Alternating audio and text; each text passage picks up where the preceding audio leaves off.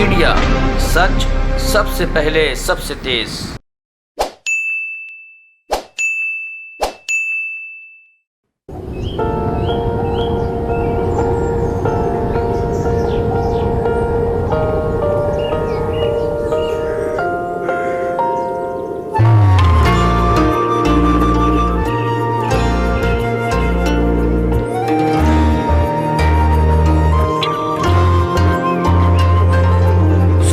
तुझे नमस्ते धरती, तुझे नमन,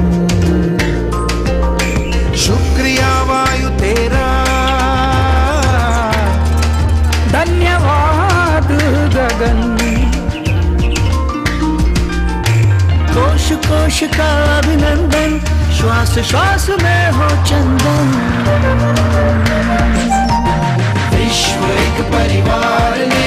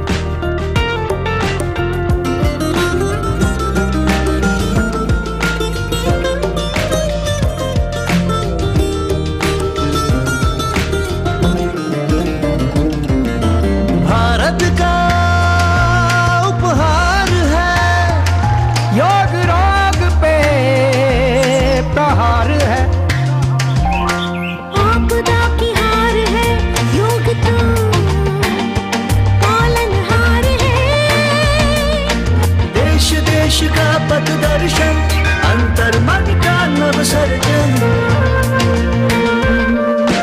विश्व एक परिवार ने योग को किया है वंदन। विश्व एक परिवार ने योग को किया है वंदन।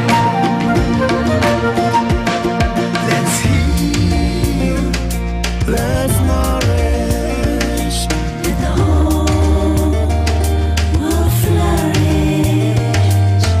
Yoga is the way from India all the way. उम्मीदें ना दी टूटने, आशाएं ना दी छूटने, वृक्ष की तरह रहे अटल,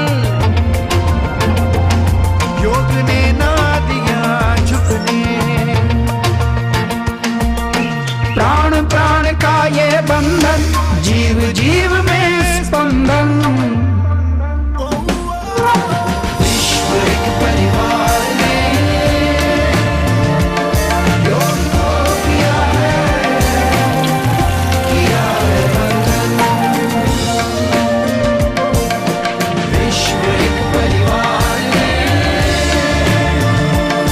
योग को किया है वंदन।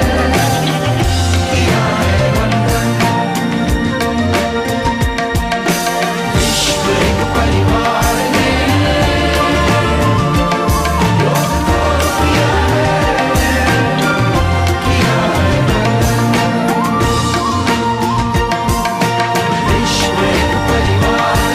है वंदन। विश्व एक परिवार ने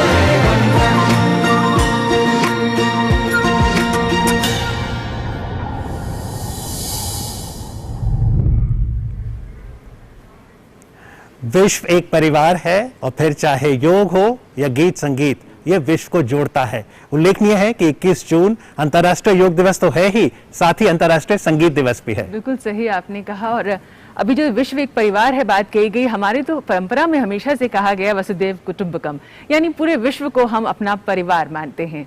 और जब हम बात करते हैं माननीय प्रधानमंत्री श्री नरेंद्र मोदी जी की, तो उन्हें तो पूरा विश्व युग पुरुष के रूप में, युग दृष्टा के रूप में सम्मान करता है उनको सुनने के लिए सदा सदा सब लोग उत्सुक रहते हैं। हमारा सौभाग्य है कि माननीय प्रधानमंत्री जी इस समय हमारे साथ हैं। हम उनसे निवेदन करेंगे संबोधन के लिए। नमस्कार। आप सभी को 7वें अंतर्राष्ट्रीय योग दिवस की बहुत बहुत शुभकामनाएं। आज जब पूरा विश्व कोरोना महामारी का मुकाबला कर रहा है तो योग उम्मीद की एक किरण भी बना हुआ है। 2 वर्ष से दुनिया भर के देशों में और भारत में भले ही बड़ा सार्वजनिक कार्यक्रम आयोजित नहीं हुआ हो, लेकिन योग दिवस के प्रति उत्साह जरा भी कम नहीं हुआ है। कोरोना के बावजूद इस बार की योग दिवस की थीम योगा फॉर वेलनेस ने करोड़ों लोगों में योग के प्रति उत्साह को और भी बढ़ाया है।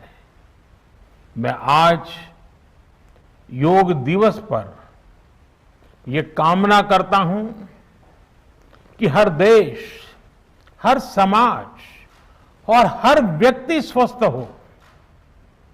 सब एक साथ मिलकर एक दूसरे की ताकत बने।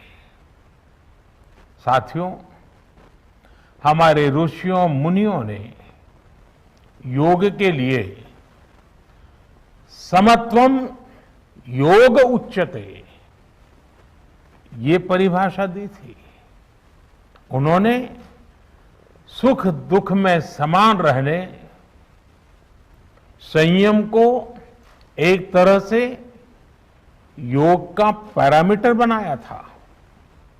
आज इस वैश्विक त्रासदी में योग ने इसे साबित करके दिखाया है। कोरोना के इन 1.5 वर्षों में भारत समेत कितने ही देशों ने बड़े संकट का सामना किया है।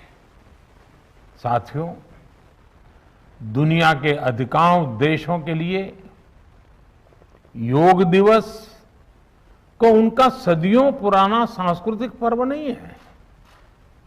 इस मुश्किल समय में, इतनी परेशानी में लोग इसे आसानी से भूल सकते थे, इसकी उपेक्षा कर सकते थे, लेकिन इसके विपरीत लोगों में योग का उत्साह और बढ़ा है, योग से प्रेम बढ़ा है।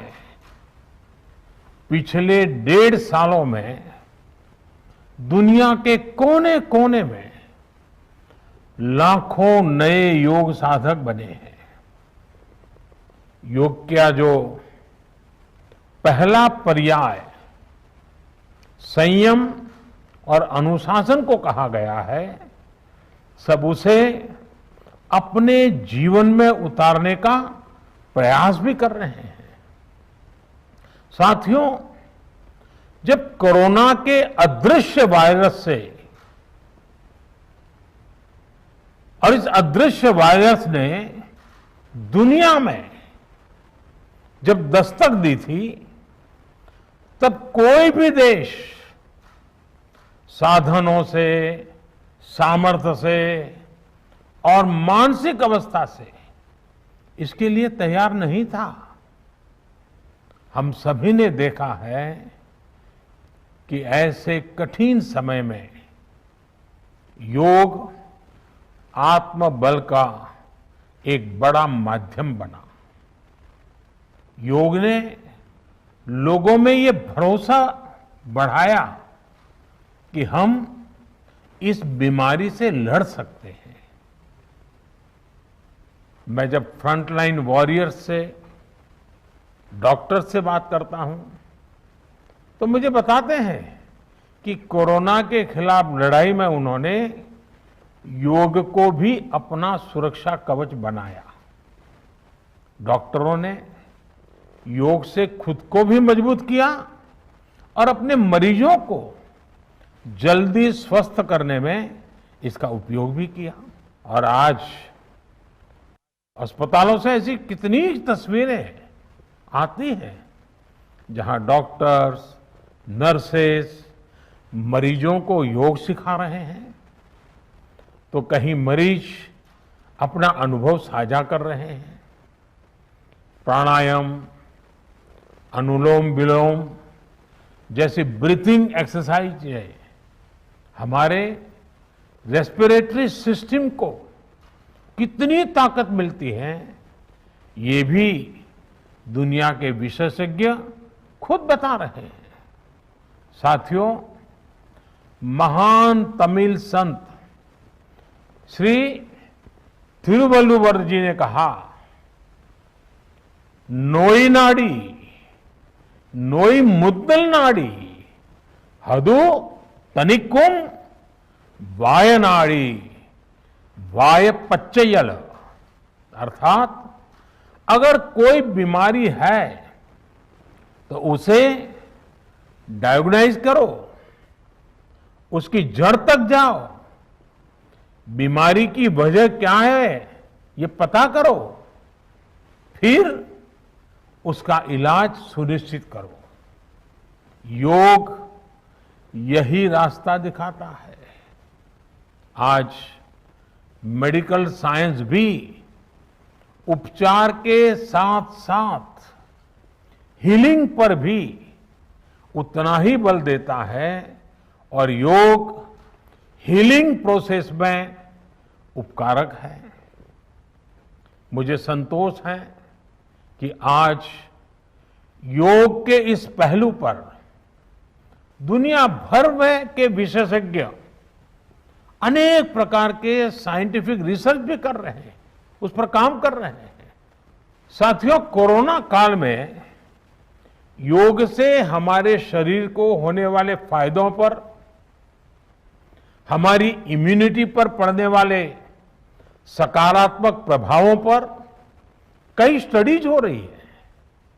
आजकल हम देखते हैं कई स्कूलों में ऑनलाइन क्लासेस की शुरुआत में 10-15 मिनट बच्चों को योग प्राणायाम कराया जा रहा है। ये कोरोना से मुकाबले के लिए भी बच्चों की शारीरिक रूप में तैयारी कर रहा है। साथियों, भारत के ऋषियों ने हमें सिखाया है, व्यायामात लभते स्वास्थ्यम, दीर्घ आयुषम बलम सुखम, आरोग्यम परमम भाग्यम, स्वास्थ्यम सर्वार्थ साधनम। अर्थात योग व्यायाम से हमें अच्छा स्वास्थ्य मिलता है, सामर्थ्य मिलता है और लंबा सुखी जीवन मिलता है। हमारे लिए स्वास्थ्य ही सबसे बड़ा भाग्य है और अच्छा स्वास्थ्य ही सभी सफलताओं का माध्यम है। भारत के ऋषियों ने, भारत ने जब भी स्वास्थ्य की बात की है तो इसका मतलब केवल शारीरिक स्वास्थ्य नहीं रहा है।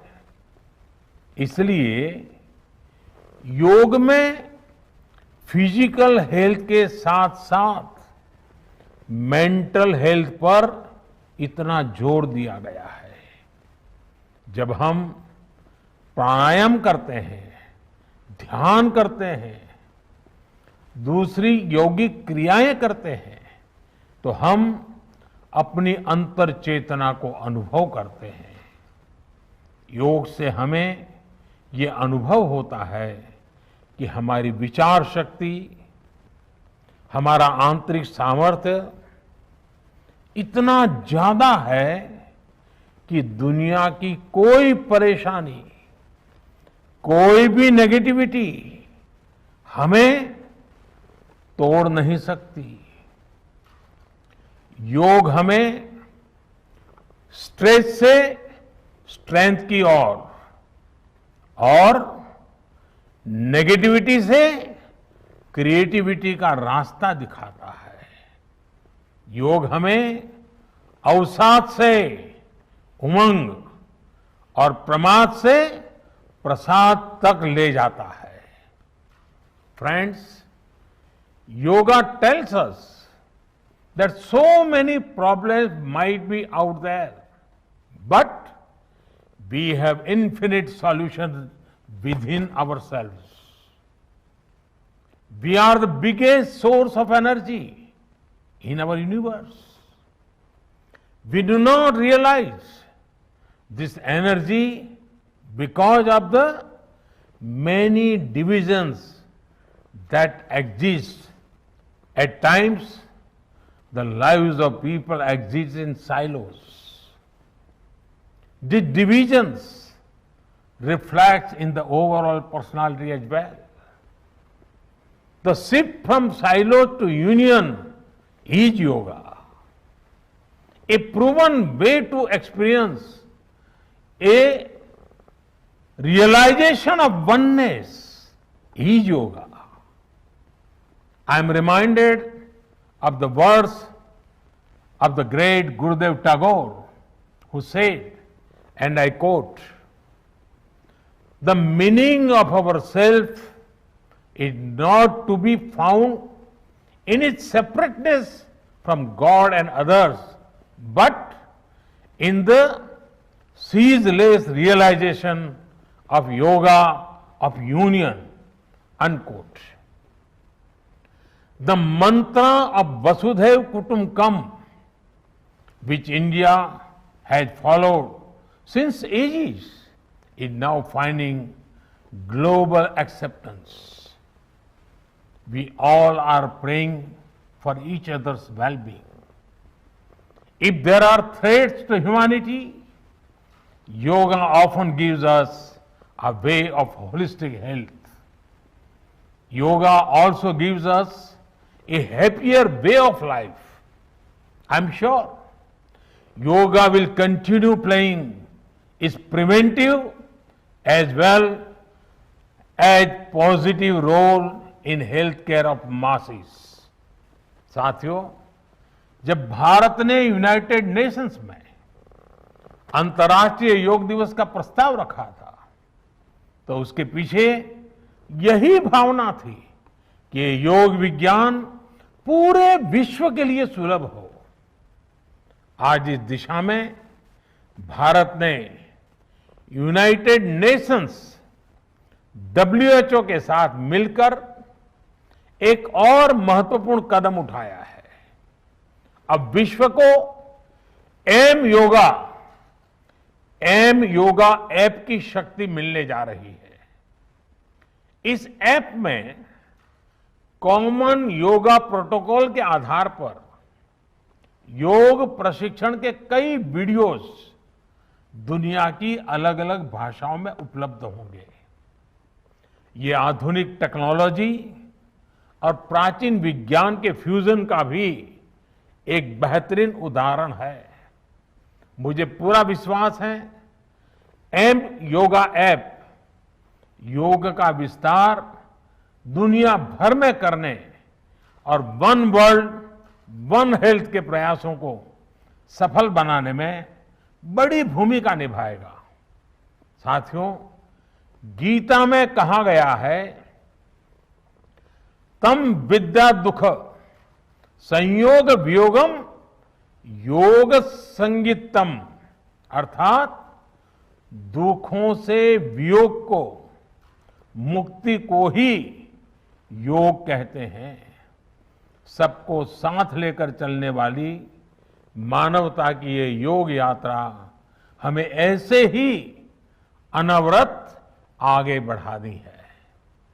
चाहे कोई भी स्थान हो, कोई भी परिस्थिति हो, कोई भी आयु हो, हर एक के लिए योग के पास कोई न कोई समाधान जरूर है।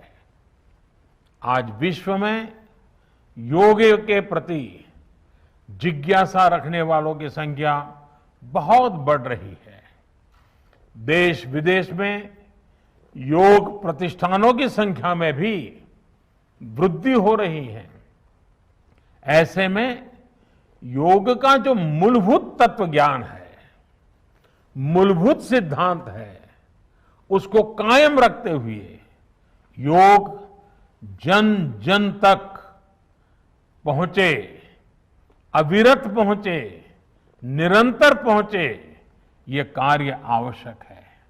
और ये कार्य योग से जुड़े लोगों को, योग के आचार्यों को, योग के प्रचारकों को साथ मिलकर करना चाहिए।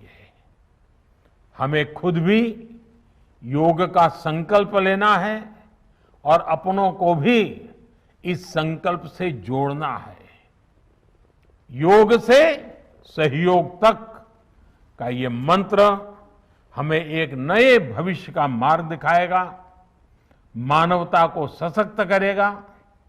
इन्हीं शुभकामनाओं के साथ आज अंतर्राष्ट्रीय योग दिवस पर पूरी मानव जात को, आप सभी को बहुत बहुत शुभकामनाएं, बहुत बहुत धन्यवाद।